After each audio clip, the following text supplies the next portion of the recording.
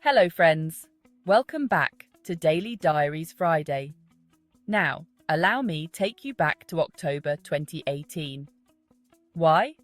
Well, Prince Harry and Meghan Markle embarked on their first major royal tour as the Duke and Duchess of Sussex. 4 countries, 76 engagements, and an incredible reception everywhere they went. Their royal visit to Australia, Fiji, New Zealand and Tonga wasn't just a royal success, it was a turning point. This was the tour that captured the hearts of Australians and the global public alike, as Harry and Meghan's warmth, relatability and genuine commitment to causes resonated deeply with everyone they met. But now, just a few years later, the reception for the monarchy looks very different. King Charles and Queen Camilla, even before beginning their tour of Australia, are facing an embarrassing snub, which is a stark contrast to the overwhelming embrace that Harry and Meghan experienced during their visit. They arrived in Sydney to kick off their visit, and right from the start, the enthusiasm was unlike anything we had seen in years. People lined the streets to catch a glimpse of the couple, waving flags, holding signs, and eagerly awaiting their chance to connect with the Duke and Duchess. Meghan, with her warmth and relatability, charmed the crowds effortlessly. Whether she was meeting young fans or sitting down with community leaders, her genuine interest and compassion were clear. One of the standout moments came early on in Australia, when Meghan surprised locals by bringing homemade banana bread to a family farm. It was a simple, heartfelt gesture that instantly won people over. Meghan explained, "If you go to someone's house, you always bring something." And that's exactly what the couple did throughout their tour. They brought joy, sincerity, and a sense of connection that the royal family hasn't seen in years. Of course, who could forget Prince Harry's heartwarming reunion with Daphne Dunn, who was then 98 years old royal and a superfan who had met Harry twice before?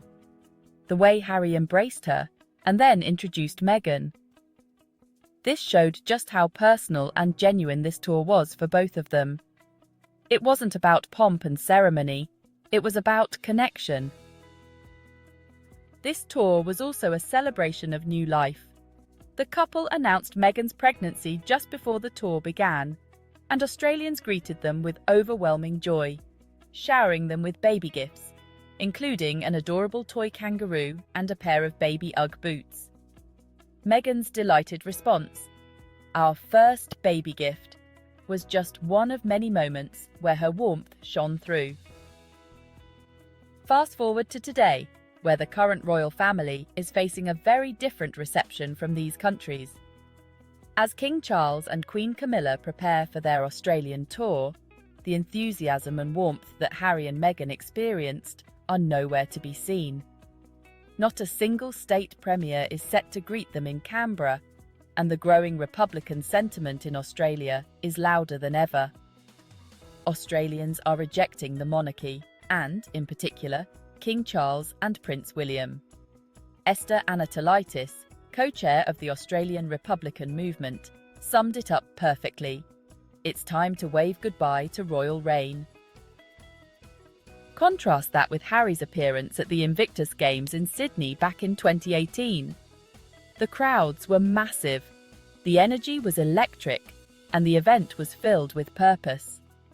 Harry's heartfelt speech, encouraging everyone to be inspired by the courage of the athletes, was a testament to his dedication to service and his ability to connect with people on a deeper level. Meghan's impact was equally profound. In Fiji, she gave a powerful speech about college affordability and women's rights, drawing on her own experiences to emphasize the importance of access to education.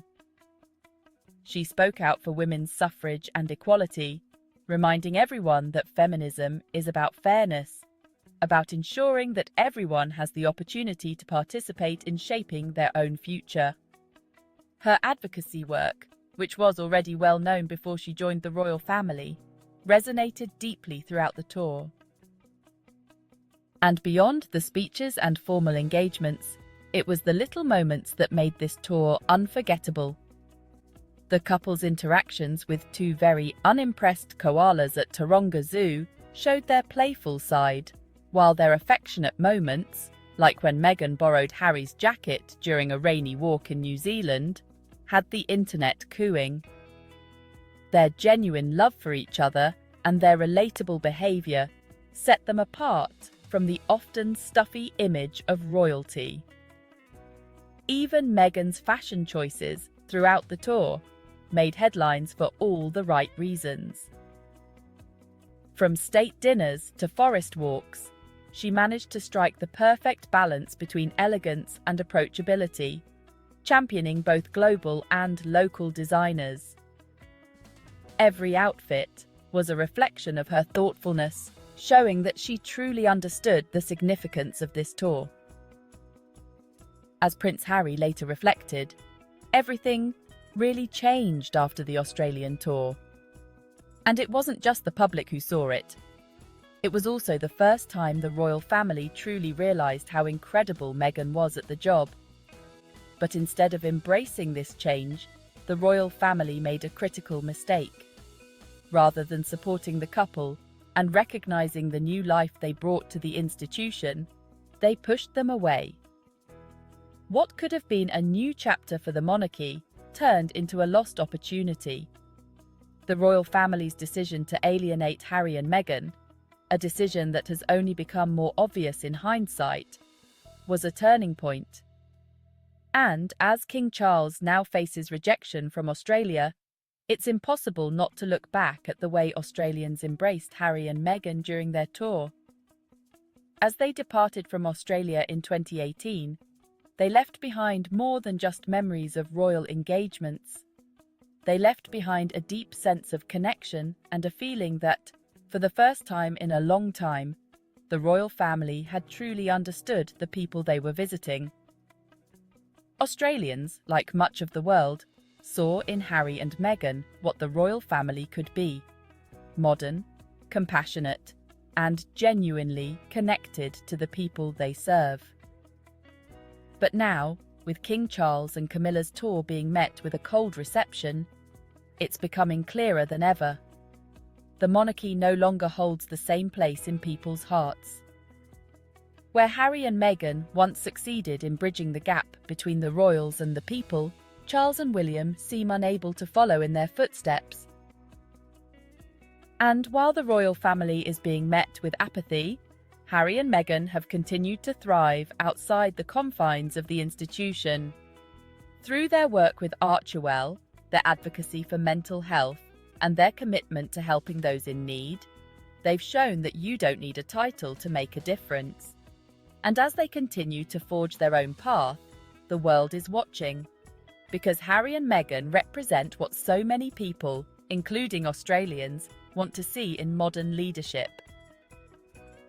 So, as Australians continue to snub King Charles and Camilla's visit, it's worth remembering that just a few years ago, the country warmly welcomed a different royal couple, one that wasn't afraid to get their hands dirty, to connect with people on a human level, and to advocate for meaningful change. The truth is, Harry and Meghan were embraced because they brought something the monarchy desperately needed: relatability, authenticity, and compassion. Harry and Meghan were the future of the monarchy, and as the rest of the royal family struggles to maintain its relevance, it's becoming evident that the people knew this all along. As Australia turns away from King Charles, it's a reminder of the monarchy's missed opportunity. Harry and Meghan offered a chance for real change for the monarchy, and as they continue to make a difference independently, the world is watching them, not the outdated institution they left behind. Thank you for watching. Don't forget to like this video and subscribe if you have not already joined the family. And as usual, let's keep the conversation going in the comments section.